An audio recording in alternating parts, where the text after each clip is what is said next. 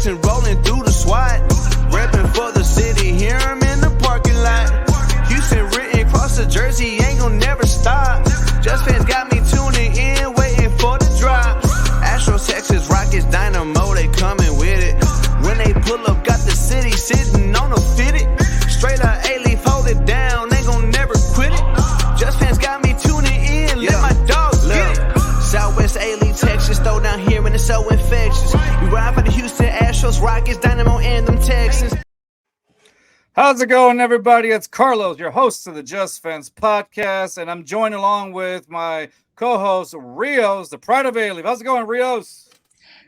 Dude, I can't get over that intro, man. I know. It's on repeat. It's on repeat. There you go. And, of course, today we're joined by two special guests. They have an amazing podcast, the Texans Fan Battle Podcast, guys. Y'all got to check them out. First, we got Crenshaw at Fifth Ward. Crenshaw, how's it going, man? Nice to have you back on the show again. Thank you. Happy New Year, and I'm blessed. Thank you, sir. Thank you, sir, and Happy New Year to both of y'all. Briggs, how's it going at A1 Day One, Texas, man? Thanks for joining us today. Hey, man, thanks for having us. It's a pleasure. Excited to get this going. Oh, yeah, for sure, man. So before we start getting into, our expectations for the Texans Colts game, I wanted to talk, just ask you guys like questions. We're the thing that both you guys and we share is that, we cover the Texans. We have our own, original content or whatnot. Let me ask you, how did this come about? How did the Texans Fan Battle Podcast get made? Well, Matt, you want to go, or you want me to go with?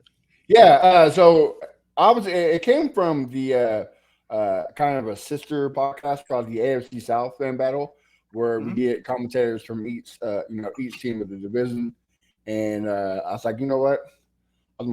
Let's do a Texans Fan Battle. I of course I didn't want to do it by myself.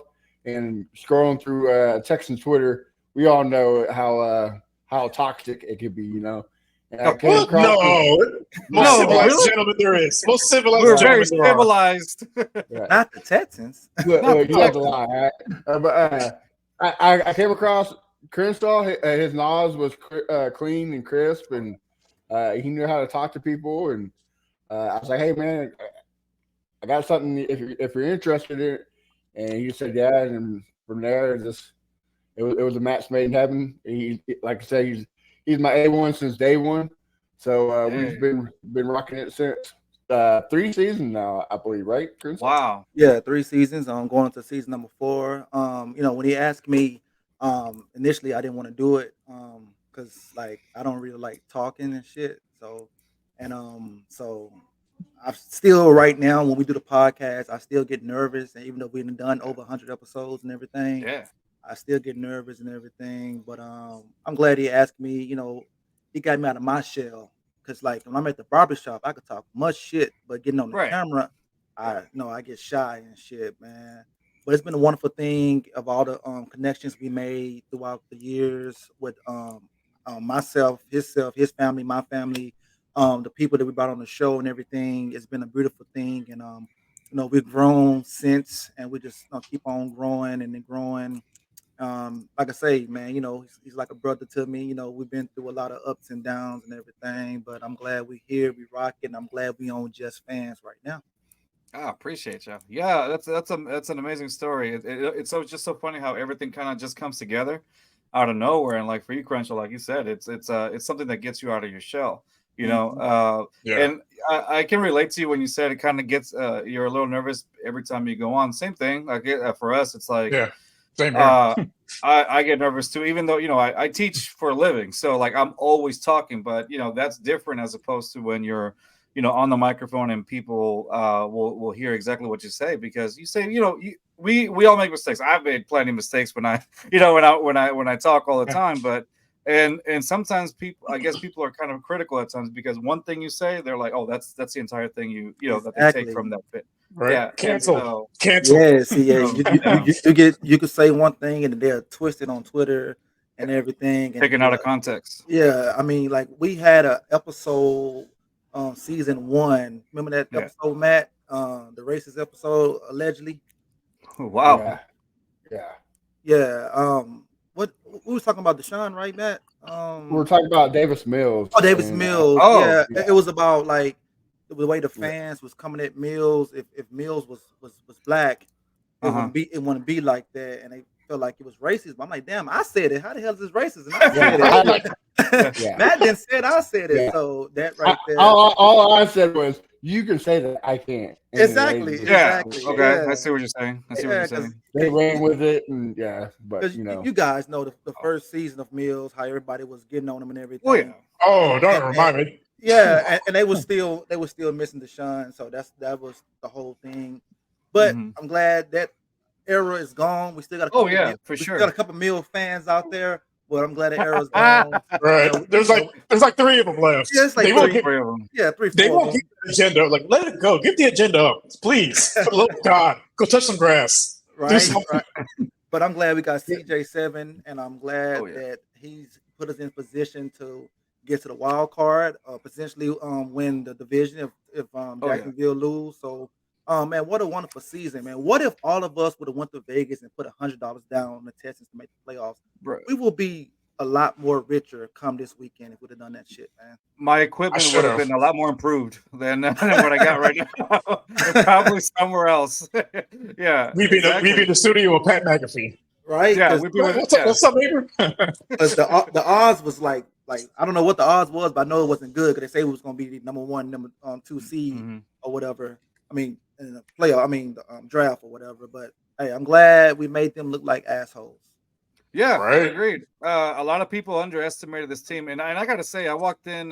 Reels will can attest to it. I walked in, and our other co-host who couldn't be here today because it's his birthday, loser. No, hold on. He's a Capricorn. He's not a loser.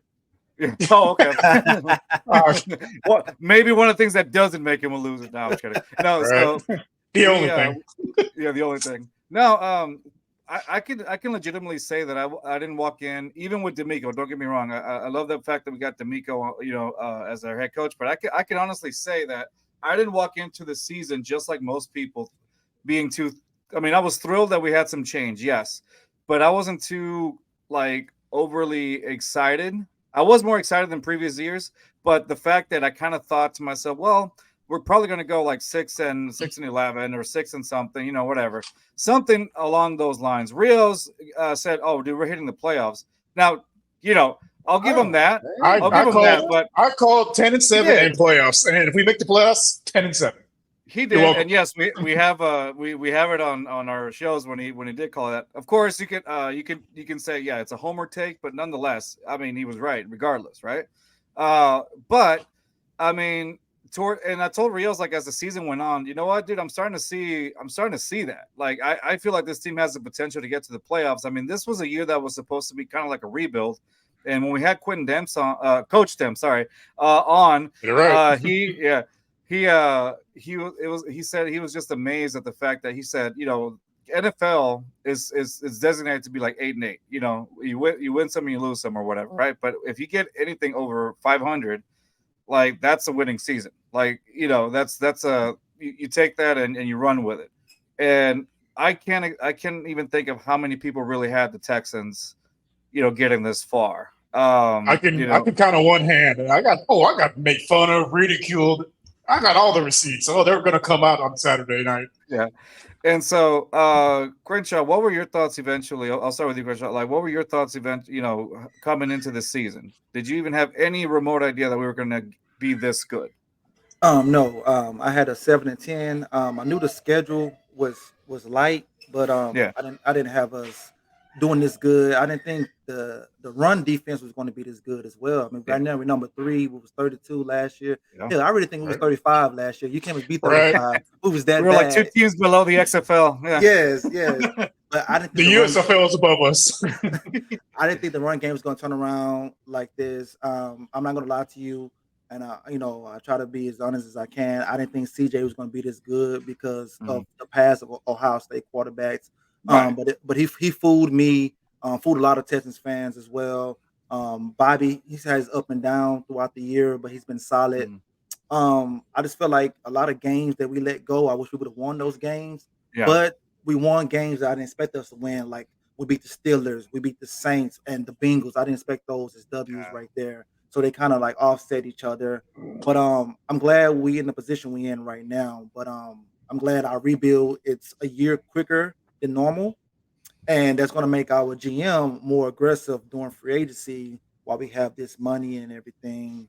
So that's my take on it. Yeah, Matt, what are your thoughts on this, bud? What was your what was your mindset coming in this season?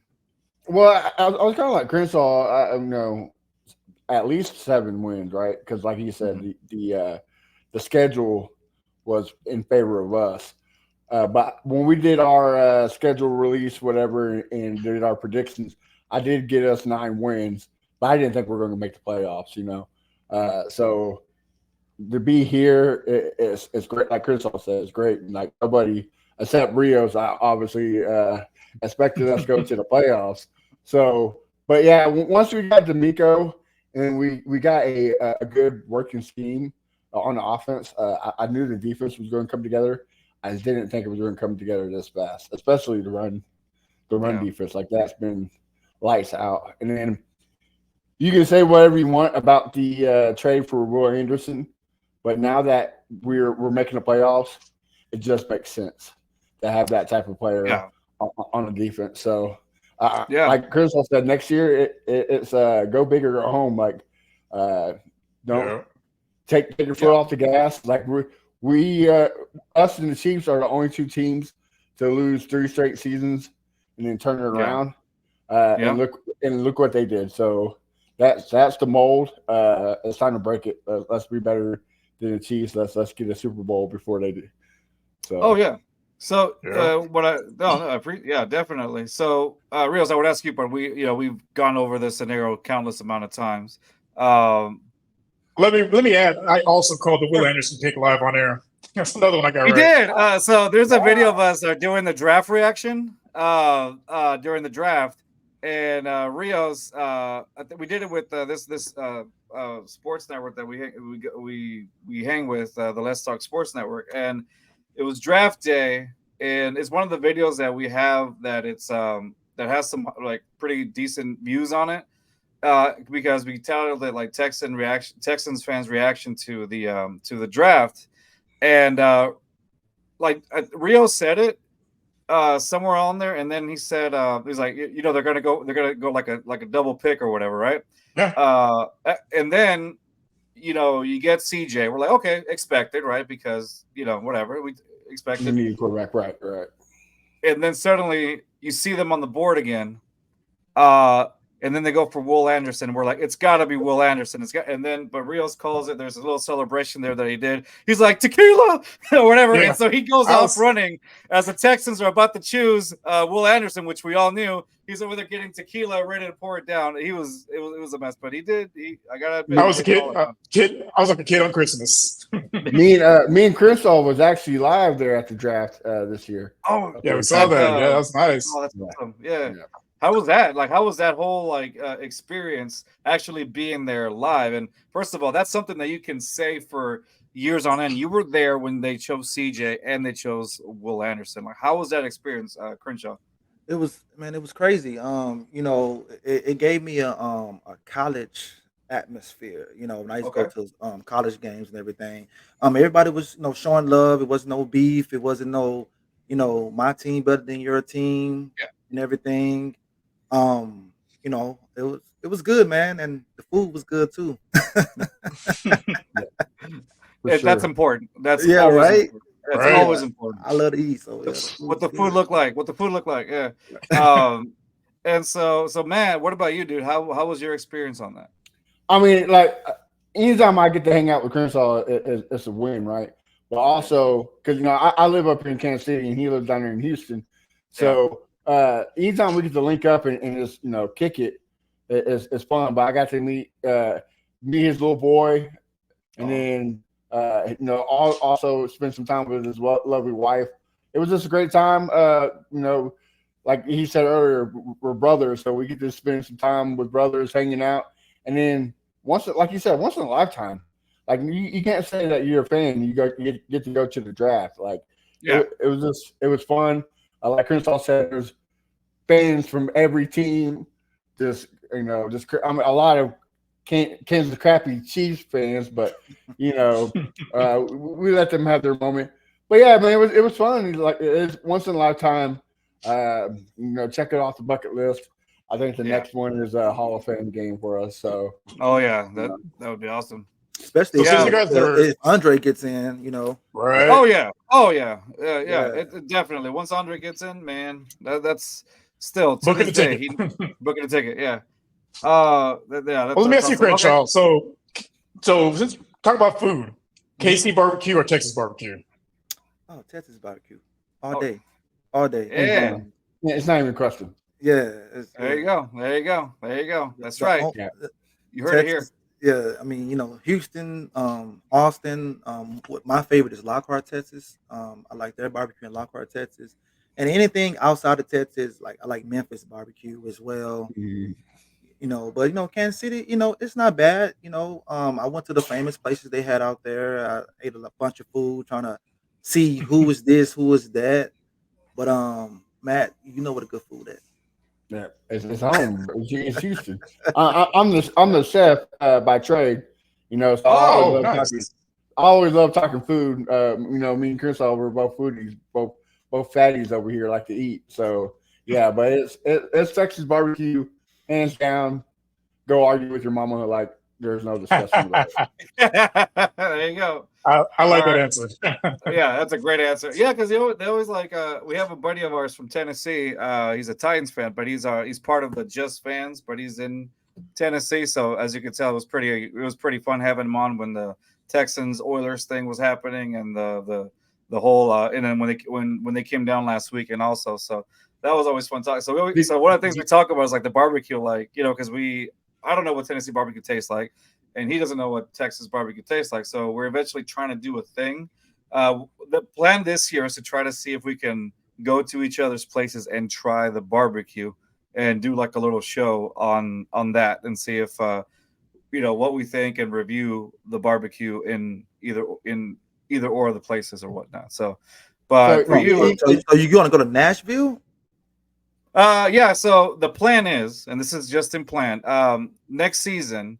When the Texans play the Titans or whatever, he's got season tickets, so he said he was gonna save one for me for that particular game. So obviously, I'm gonna get there a couple of days before or whatnot, and or a day before, and then just try out the food or whatever. So that's where I'm gonna be like recording all that stuff and see initial reactions to Tennessee barbecue, and then if he's able to come down to Houston or whatever, then we'll do the same thing, but for his perspective or whatnot. So once he comes down here and tastes Texas barbecue, you can tell him that you can steal some of Houston's culture once again, right? Like once again, taking this barbecue. Right. Yeah. He goes and writes it down. All right, Tennessee, this is exactly what we're doing. Yeah. We up Tennessee. How can we be more like Houston? Yeah. Hey, it's okay. We got enough culture. We just share it. There you go. Yeah. All right. So I want to get back to a point that you guys said, and it's been a point that a talking point. I know the guys, the H-Town Rundown podcast, which great dudes. They, we love them also, AD and the crew. They were in the spaces today. They were talking about. Oh man, did that get wild? Dude, it is wild. It is amazing. It's a whole new aspect of Texans. Talking about that dude in the sushi shorts. Yeah, it's the spaces. For those of you guys, H-Town Rundown. Those spaces that they run, they're intense. They're the best. There you can see a whole side of Texans fans. Those are amazing spaces. Check them out. But they were talking about the whole Will Anderson and CJ Stroud thing or whatever. And it's been a common occurrence, not just them. Like I hear it on Twitter all the time. I'm serious. I see it on Twitter all the time. So I want to get your thoughts on it. We also asked radio everywhere. Coach Dems also gave us his 2 cents yesterday about it. What do you guys think? Do you guys think that did the Texans give up too much for Will, or was it exactly what they needed to do? Crenshaw, go for it. Well, we got a defensive coach. Mm-hmm. He need his cornerstone, his Nick Bosa, as people were saying. Will Anderson is a generational talent. and he's your quarterback on the defensive side, like CJ's our quarterback on the offensive side. So it's you ask yourself, how much would you give up for CJ to go get CJ? And I look at Will as the same as CJ. The only thing that I do wish that we would have kept that second, because that second initially is another first round pick, because the Dolphins forfeited that last pick. Yeah, I wish we would have kept that one. But other than that, I have no beef with it. But it's still, in my opinion, too early to say if Will was worth the pick or not, because it's just his rookie year. We got to see he's going to have a sophomore slump like Jalen Petrie had. We got to see he's going to stay healthy. He's got to see how his career is going to be. Because it takes time. Just like when we picked JJ Watt, a lot of the fans wanted Nick Fairley, and we booed we booed JJ Watt. And his rookie year during the season, it was like, but when he got to the playoffs, he turned it on against the Bengals. We were like, okay, a star is born. So Will Anderson, we get to the playoffs, he could do the same thing as JJ, make a tremendous play to win us the game, and then everybody will shut up about how much we gave up on Will Anderson. But as of right now, Crenshaw, I think we did good. All right, Matt, what's your opinion on that? Yeah, I mean, you look everywhere before the draft, columnists, radio, sports, so everybody, they're all saying that Will Anderson's number 2. That's who we're not getting a quarterback. We're probably going to get a quarterback with the Cleveland Will Levis or whoever's there at 12. We're not getting CJ at 2. We're getting Will Anderson. Surprise, surprise. We picked CJ Stroud, then we traded up. So basically, you traded up for CJ Stroud instead of Will Anderson, because Will Anderson was your guy. So instead of spending more capital trading up to get CJ Stroud, you just flip-flopped it. You got CJ Stroud first, and you made everything cheaper trading up to get. Because let's be honest, if we did pick Will Anderson and then we went to trade to get up to CJ Stroud, wouldn't happen. Yeah, right. It'd be more. I mean, we're giving at least 2 more first rounds, or if not more, more capital. So it was smart for us to do it that way, But like Crenshaw said, it's D'Amico's guy. Like you need a guy who's going to be a game changer on the defensive end, and after that, there's nobody like Will Anderson after that. Lucas Van Ness, he wasn't it. Tyree Wilson, he's not it. I mean, they might be, but right now, who's making the most noise? Is Will Anderson. And the guy from Los Angeles, but Nakua or whatever. No. That defensive Kobe Turner, I think. Yeah, Kobe Turner. Yeah, Turner. Sorry. Yeah. So you just give the capital, and there's no good defensive end in this year's draft, especially now that we're doing so well. All the great talents can be taken already. So they did what they thought, and also let me remind you guys, the draft is a crapshoot. Like don't get me wrong, Amobi Okoye is one of our favorite former Texans. He's been on the show many times, but he was a bust first round. Travis Johnson, first round, he was a bust. Yeah, I mean the list can go on. Right. You say Javion Clowney, like. People could say, "Oh, he wasn't a bust." He was a bust for a number 1 overall pick. He was a bust. So it's a crapshoot. So if you get, and he's so potential. I mean, he's had better rookie season than Myles Garrett, Justin James Watt. Like I mean, top tier guys. So the potential is there.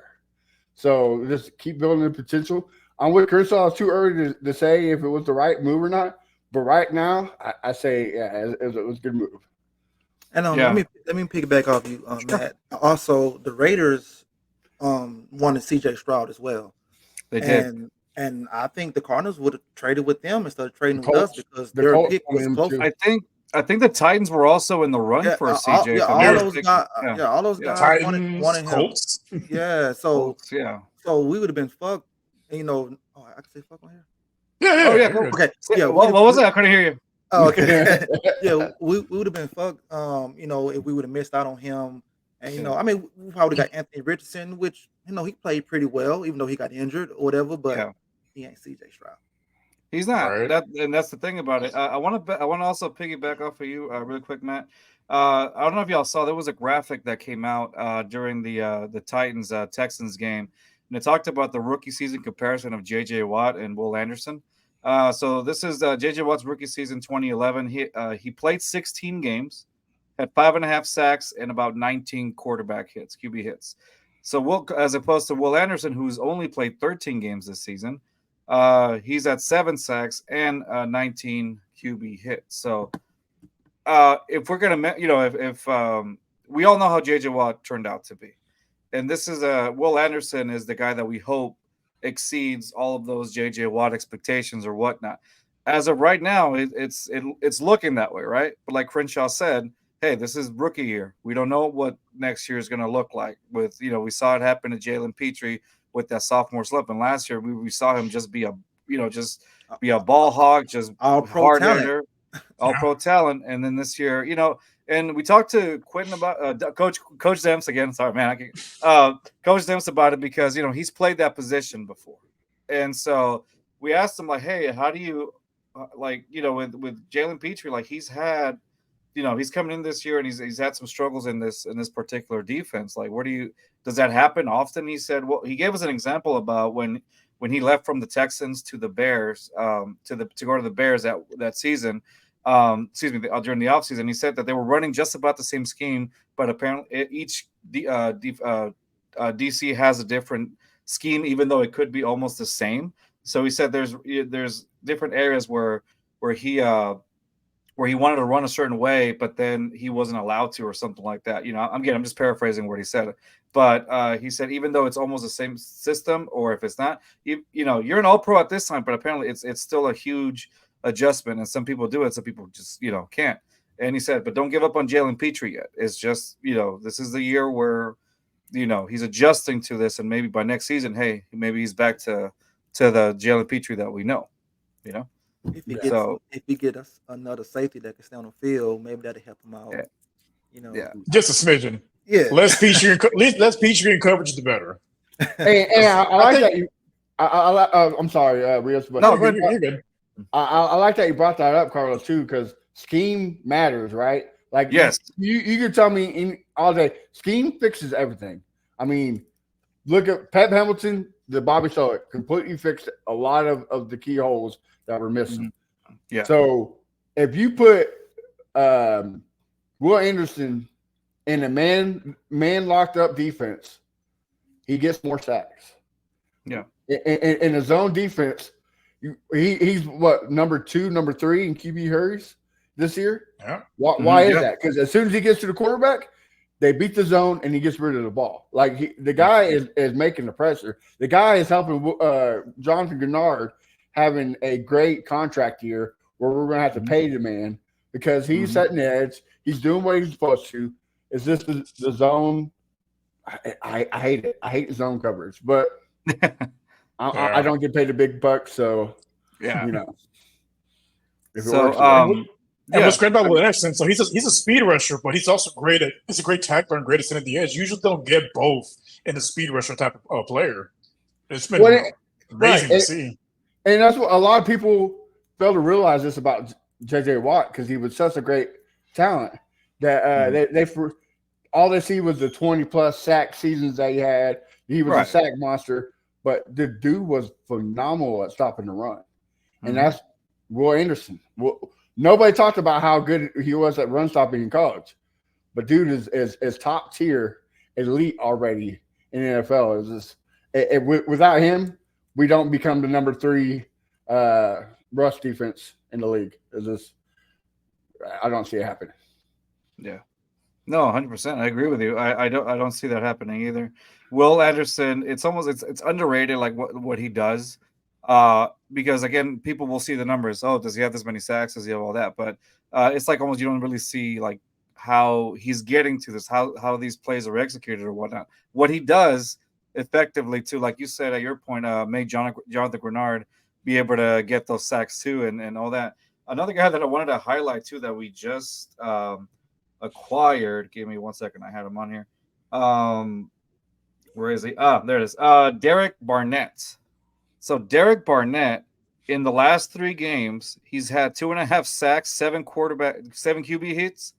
Excuse me. Well, my Spanish accent came out. Heats. The Heats. No, 7 QB hits, and then which, by the way, he's leading all edge rushers at that, and then 15 pressures. I mean, we just have as a rotational player. Yeah, right. As a rotational player. Yeah, as a rotational player. I mean, this speaks volumes because at first, if I don't know how to make about this. Like, it feels like sometimes our D line is on it, and then there's sometimes where, like the Browns game, what were we doing? Like, what was happening? What do you guys think what do you guys think that's the issue on that? Like, it doesn't feel like it's consistent as it should be because you have the talent. We've seen the talent. Why do you think that in certain games like the Jets game, like the Browns game, even the Carolina game, those games that we like, those ugly losses that we took, like, why do you guys think it wasn't such a big factor in those games? Whoever wants to start, Crenshaw, I guess. Well, first, thank you, Philadelphia, for Barnett, letting him go and everything, and we picked him up. I guess I get a Philly cheesesteak this weekend. Hey, I think it's the offensive line. Except for the Carolina, which they have a bad offensive line, and we didn't get to Bryce Young as much. But when we played the Bengals, the offensive line is not good. We played Tennessee, the offensive line is not good, and we were able to get pressure. But we played the Browns with a good offensive line. We didn't much pinch Joe Flacco. I mean, we didn't much just pinch him at all. So I think it's more the offensive line. Was just better than our defensive line, and those other games, our defensive line just better than the offensive line. That's just my honest take right there. But like you said, we should be more consistent on that because, like you say, like last game, like damn, like 6 sacks, like shit, like come on, they lifted the backfield. Yeah, matter of fact, I think I saw a stat that they get 1 sack on Saturday, they'll break a record for the most sacks in 3 games.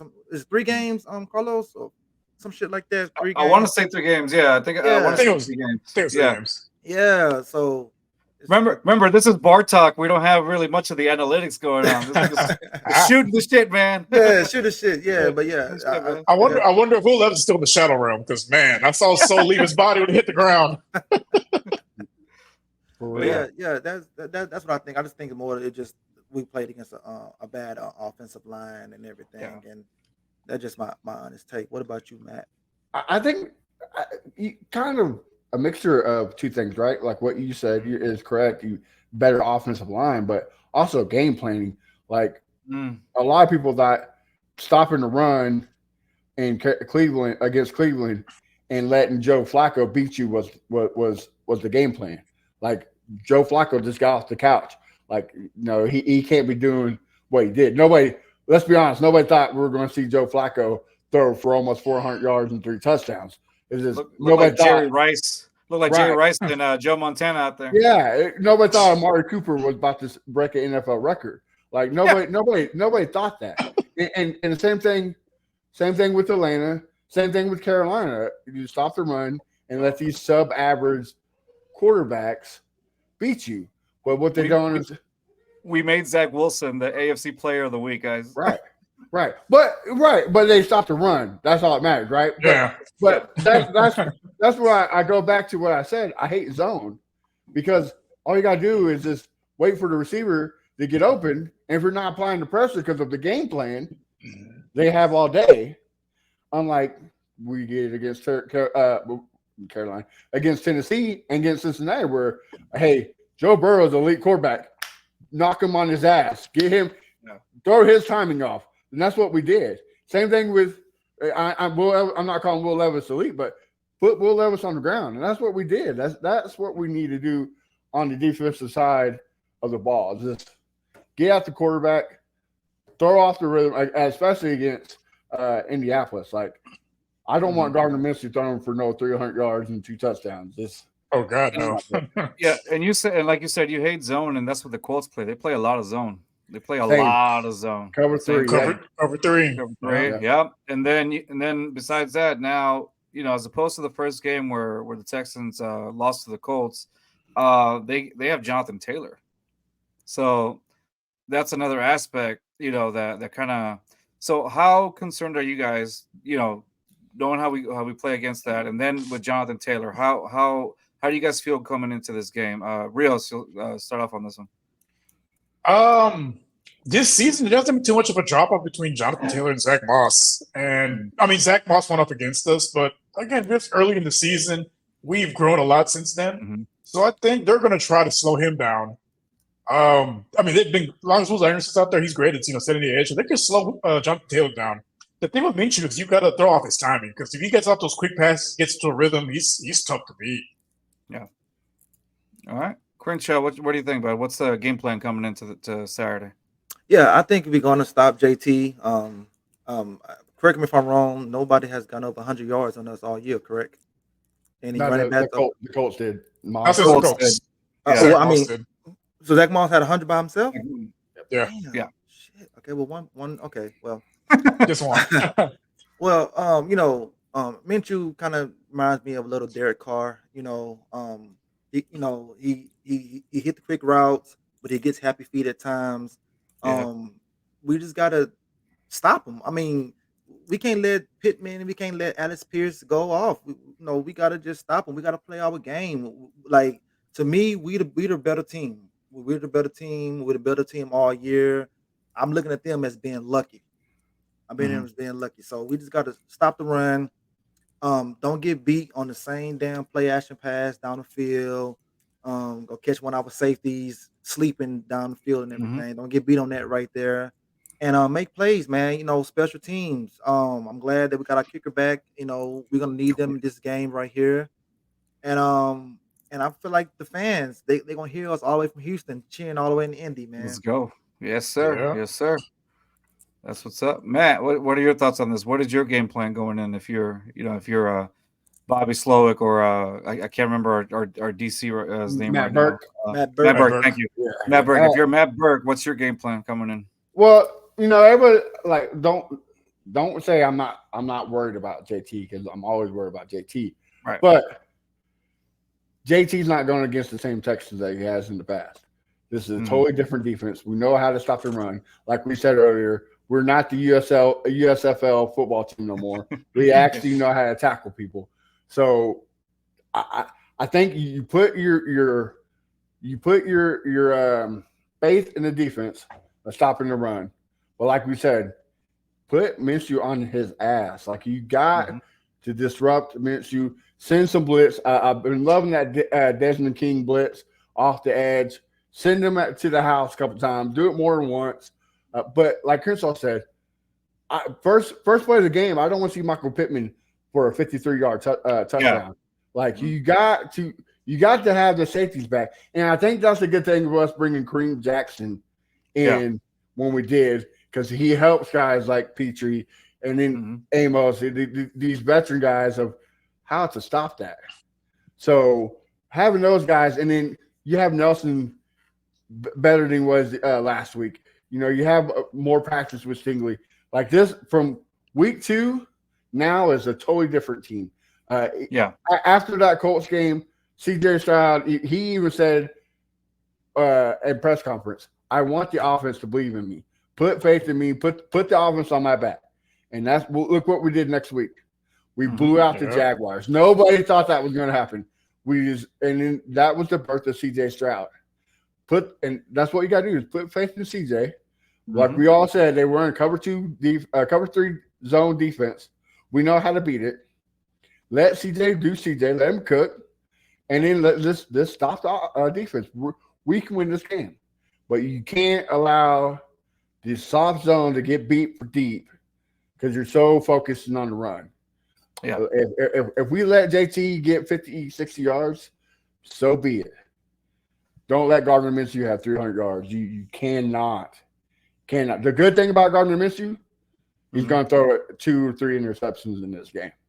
So and a couple fumbles. We got to take advantage of, and I love that we got Fairbairn back. That puts a lot of faith in me that we're going to score one in the red zone. But we got to quit taking field goals in the red zone. We got to score touchdowns. We got to change it up. We got to do more of those tight end screens that we saw Sunday to Brevin Jordan. Like we need to do something to get us in the end zone instead of kicking for 3. Because at the end of the day, that's going to bite you in the ass. So score.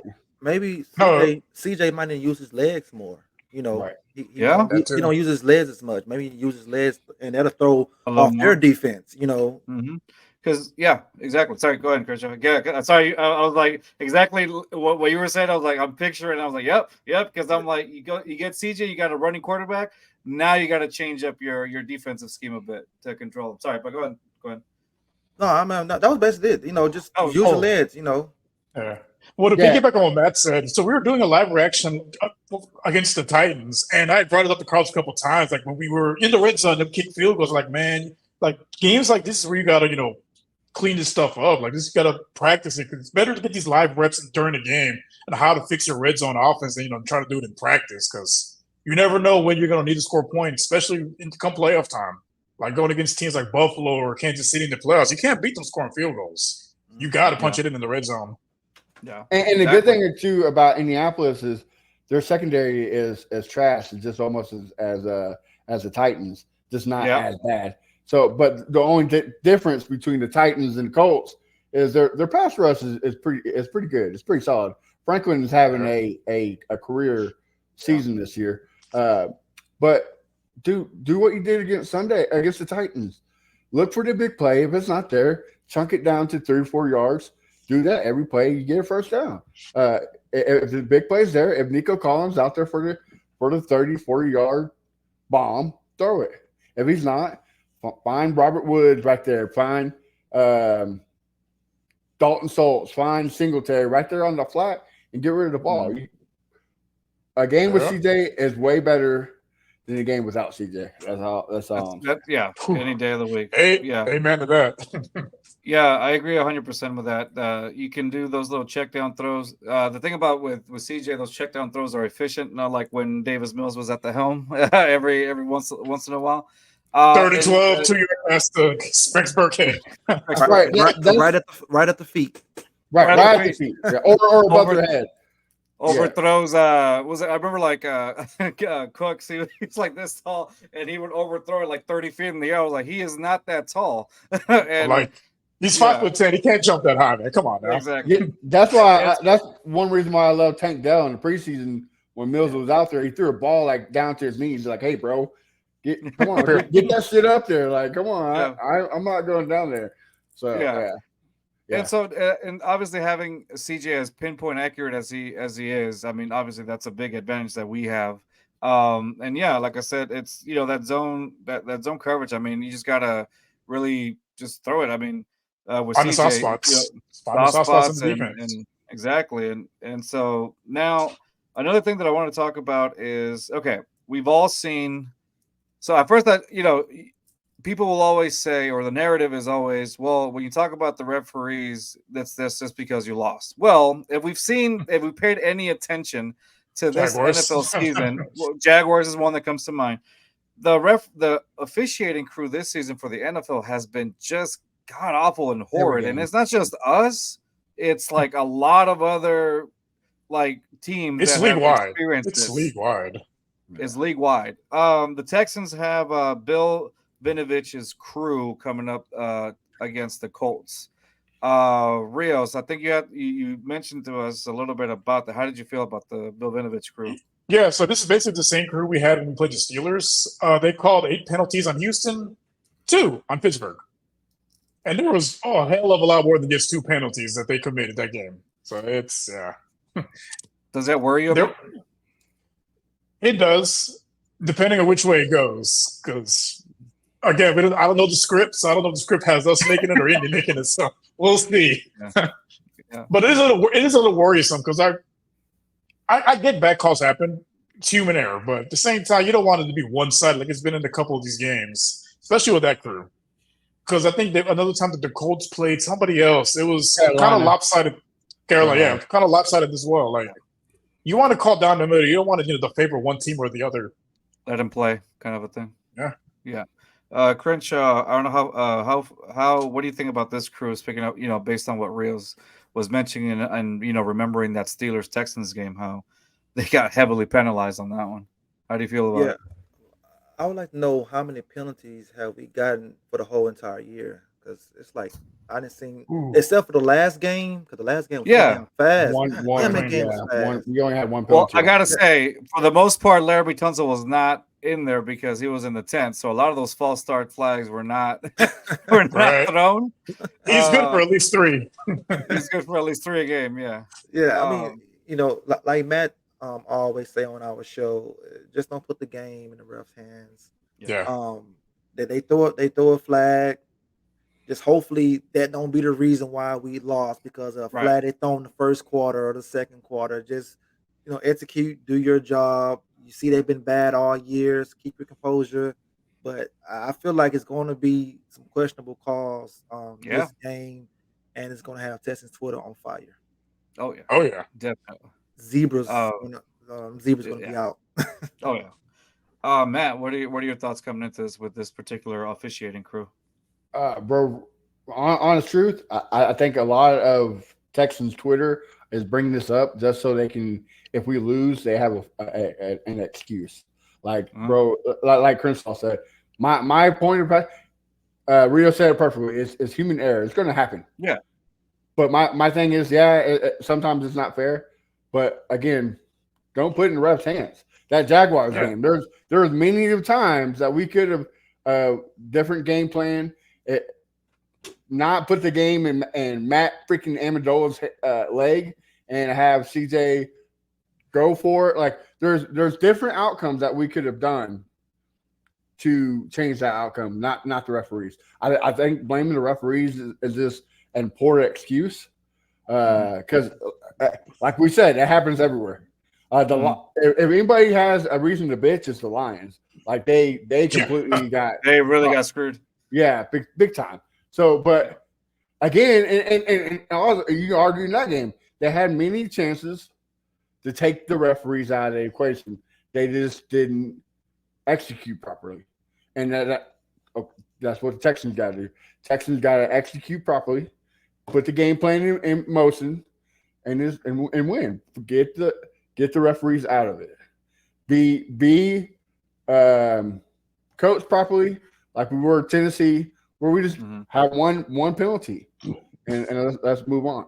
But we can't have what we did against the first game in Tennessee, where we overtime and Singletary runs one to the house, and then it gets called back for holding. Like, come on, you got to be disciplined. You got to get your head in the game, and let's seal the deal and let's go to playoffs. All right, there you go. Well said, Matt. And after that, I mean, let's do some score predictions real quick for the Texans Colts game. We'll start off, Matt. We'll start off back this way. What is your score prediction for the Colts Texans game? I'm gonna give you the same one I gave us that we did yesterday. Mm-hmm. I think it's gonna be like a Tampa Bay type game, where it's gonna be both cover 3 defenses, zone this. Terrible zone defense, and I think both quarterbacks are just going to eat. It's going to come to the wire. I think it's going to be 38-35. Texans win field goal with time running out. Okay. So have your heart medicine ready. Yeah, because it's going to be a long day. Yeah, blood pressure is going to go skyrocket. It's going to go through the roof on all of us. Crenshaw, what are your thoughts on this? Your score prediction?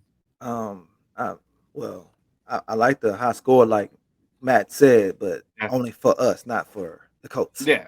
So my score, because I'm being cocky right now, it's going to be 35-13 Texans. Ooh. Oh, all right. Yeah. I like that. Let's make it happen. Let's make it happen, Kevin. Yeah. Let's go. For my liver's sake, I hope it happens because goddamn, I can't take another overtime game, man. Rios, go ahead. Your prediction. Oh, yes. I forgot what score I said yesterday, but I said we win by a field goal. I think it's going to be back and forth because, again, cover 3, I think both quarterbacks going to dice up those soft spots in the zones. Right. Hopefully, so Coach Dent brought it up yesterday. He said the team that has the most turnovers is going to win the game. Whoever, has the most interceptions, the most fumble recoveries. I think that's going to play a key part of the game. And if we can win that battle early on, hopefully we score. It's not coming down to that second field goal. Yeah, you set the tone, right? You set the tone with you start making those turnovers, Stingley not interceptions, stuff like that. You set the tone. Not just that, but capitalizing on them. Not selling for 3 or going 3 and out, like scoring 7. Yeah, taking advantage of those that turnover. 100% agreed. So I'm actually going to stay quiet on that aspect, and here's why. He's a jinx. I'm a jinx. So the last. Okay, we don't need to hear your. yeah. So I'm gonna keep quiet. I'm gonna keep my score quiet. And it's this whole season. The games that I've said the Texans were going to lose, they've won, and the games that I said the Texans were going to win, they lost.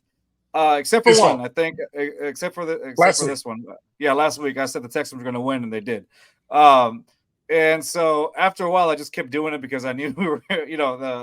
The luck of the draw was if I kept choosing the Texans to lose, they would win. So I told that to Coach Demps yesterday, and he's like, "Let's keep it quiet because we don't want to risk anything." So for that sake, I'm still going to keep it quiet, and I have my prediction up here. But that's how I'm going to roll with it. That's how I'm going to roll with it. I'm going to keep it in my head. But guys, I want to take this time to say thank you so much for coming on the show, and we love. Crenshaw, this is your second time here. Matt, first time here, but we'd love to have you guys on more or whatnot. Yeah, and just kind of hang out with us like you did for some bar talk or whatever, and just shoot the shit like we, like we're supposed to or whatnot. But I appreciate you guys coming on. And is there anything else you guys have coming on y'all show that y'all want to share for people who are watching us? Saturday, me, Crenshaw, I will be at Daily Sports Bar, 922 Holman Street, with my boy Figgy Fig. He throwing the Texans watch party there. Hey. And after the show, I'm gonna go live for our recap from the sports bar. So that's what we got coming up. And then next week on the show, Wednesday at 8 p.m. Central. Matt, who do we have on the show? Thanks for putting me on the spot, brother. Yep, because I didn't know. We have Brian LaLima.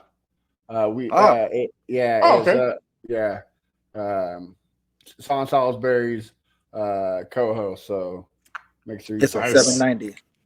Yep. 790. Okay, there you go. Yeah. So please, guys, make sure to follow these guys at Texans Fan Battle. This is, I believe, your Twitter account. Is this the same as your for your YouTube account, or is it a little everything? Okay, so follow these guys there you go. At Texans Fan Battle. These guys are great. They do a lot of great stuff. Also, Crenshaw forgot to mention too on our recap show is open invitation. Yes. So if you want, I've been blasting it all over social media.